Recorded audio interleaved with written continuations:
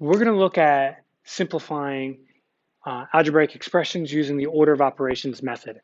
Order of operations is a specific direction, specific rules that we need to follow in a certain consecutive order in order to come up with the correct answer. Now there's an acronym that we can use to remember it by, PEMDAS, or Please Excuse My Dear Aunt Sally, Purple Elephants Marching Down a Street, anything silly that helps you remember this made up word, PEMDAS. Now there's a couple things you need to remember.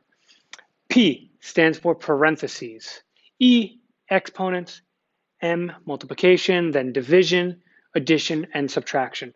Now there's something special that happens with multiplication, division, and addition, subtraction. I don't care about the order here, as long as it's just left to right. Same thing with addition, subtraction. I can do them in either order. It doesn't have to be addition, then subtraction. It's order from left to right. Subtraction comes first, then addition, do subtraction first. So let's follow this with what's going on over here.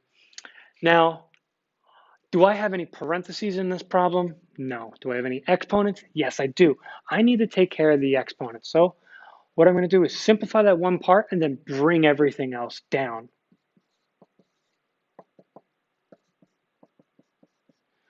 All right, we took care of our exponents. Multiplication, division. Yeah, we've got a division problem here. Let's divide now, and I'm just going to do 8 divided by 4. Forget the negative for a second. Just 8 divided by 4 gives us 2. Bring down that 14. Did I touch this negative yet? No. Let's bring it down. Now we're left with subtraction and addition. That's our last two steps, and we need to solve them using left to right order. So let's start in the front. 16 minus 2 gives us 14. Bring down the other 14, put them together, you get 28. Now, notice how I'm writing this. I'm trying to keep my problem in order as I work my way down. It helps keep things in order, it helps keep things neat and clean, and if we do happen to make a mistake somewhere along the line, easy to find. You always want to try and keep showing all your steps for all this stuff. Okay, now this middle problem, or one of the middle ones, I've got these weird square things on the outside. They're called brackets. Brackets work just like parentheses. It's just showcasing that we have two sets of parenthesis problems. We have one on the inside, and then the brackets are just happen to be another set of parentheses just on the outside. We're differentiating between the two. So if we go back to our acronym PEMDAS, let's find that P, parentheses. We've got two sets, the big brackets and the little ones on the inside. I want to start inside and work my way out. So let's start. 2 plus 3 gives us 5.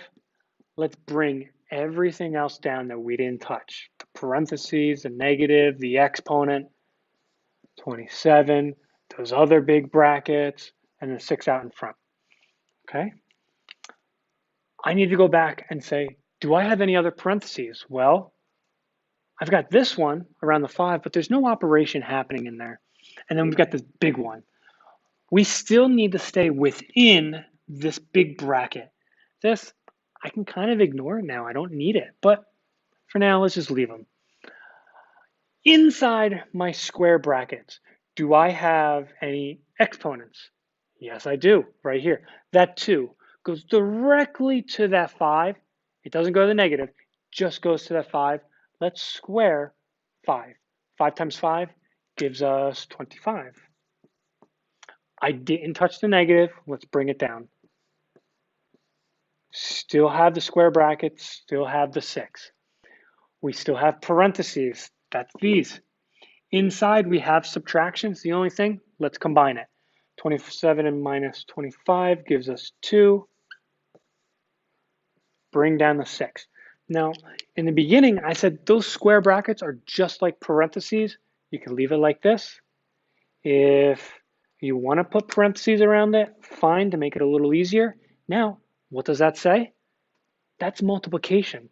When you have a number next to that parenthesis, multiplication, This 6, even though it was next to the bracket, still multiplication this whole time. 6 times 2, 12, simplified. When we have fractions, the fraction acts like parentheses. It acts like a grouping symbol. And we just divided our problem into a top half and a bottom half. I want to simplify the top. I want to simplify the bottom. And then we'll take care of that operation in the middle of that division.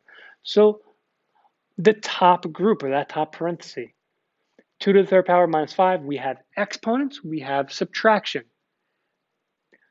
We need to go to exponents first. So 2 to the third power means 2 times 2 times 2. 2 times 2, 4. 4 times 2, 8. We're left with 8 minus 5 over 6. Let's go down one more step. We're still staying up top. 8 minus 5 is 3. Bring down the 6. We have one last chance. We're going to divide, and in this case, we're just going to simplify the fraction. 3 divided by 6 gives us 1/2. And we want to try and keep our answer as a fraction. It'll help us out later on in life. Can we take this one more step further? And now I have absolute values. Notice that these brackets are a little different than those. We've got these little lines kind of tucking in. That kind of says it is a parenthesis. We don't have that here. This is absolute value.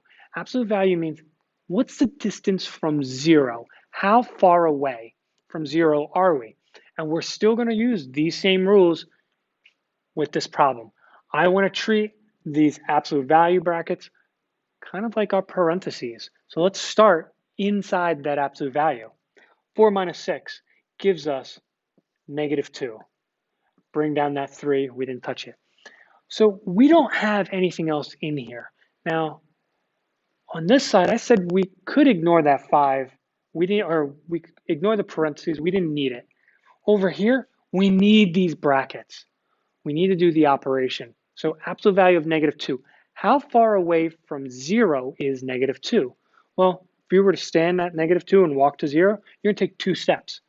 I'm going to bring that 2 down. Okay? I'm going to bring 3 down. But I need something between them. This 3 is next to that absolute value.